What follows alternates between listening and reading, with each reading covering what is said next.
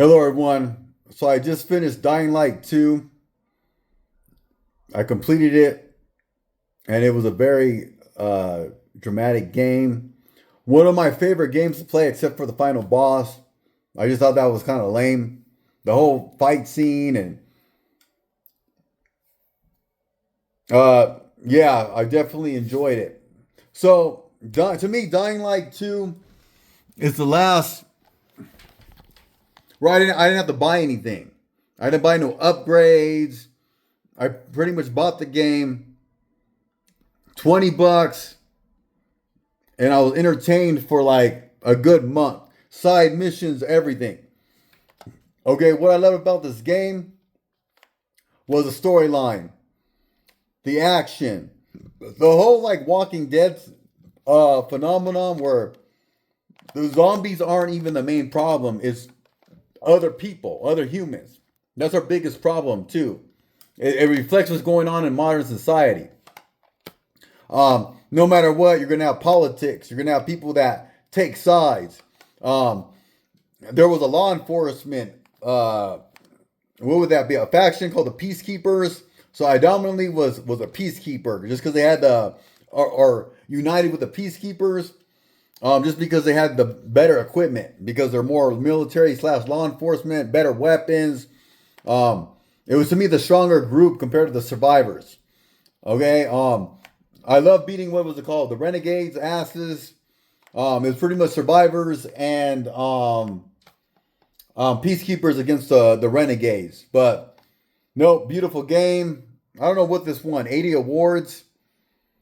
Did I like this better than the first one? At first, no.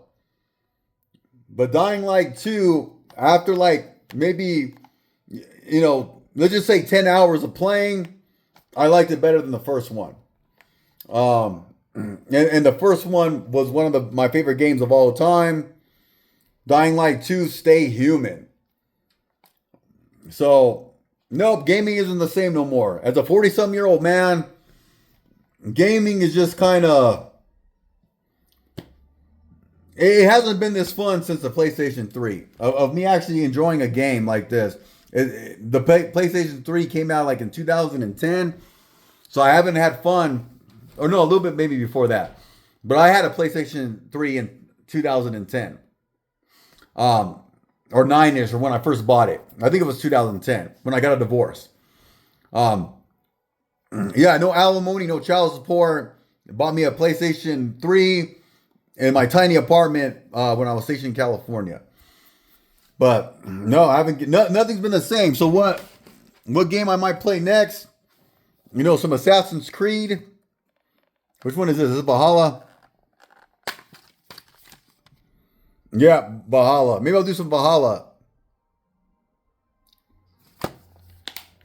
All right. So, I still have not bought a PS5. I do not like the PS5. I do not like the controllers. But, like I said, Dying Light 2, except for the ending, I'm going to just do a 9 out of 10 gaming. 9 out of 10.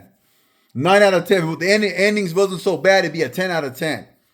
But I'm going to do 9 out of a 10 just because the last final fight scene was just a little off-putting. Even though it wasn't that difficult. So, yeah, I died, a decent amount of times. But it took me like about an hour to defeat the final boss. Dying, restarting, trying to figure it out. It was I didn't need to like get on YouTube to see how to defeat the final boss, Waltz. I kind of just did it on my own. It wasn't. I'll just tell you, pretty much just get them in a corner and just start beating the shit out of them. That's an easy way to.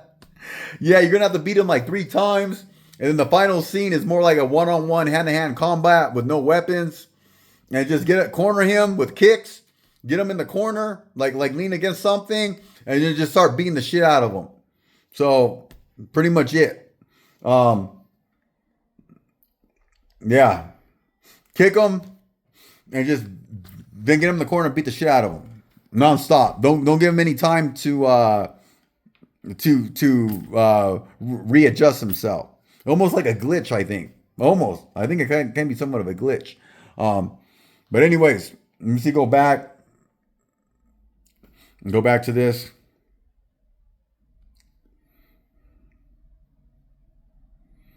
Loading back. Yep. Decent gaming experience. Open world too, which I loved. And the road wasn't completely like enormous. So, but this will be it. Talk to you guys later.